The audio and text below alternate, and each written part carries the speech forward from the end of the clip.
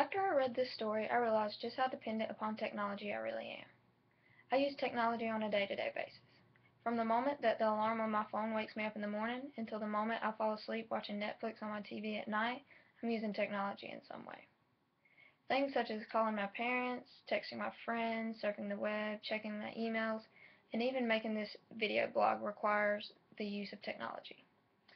In the story, technology was used to document every moment in the person's life.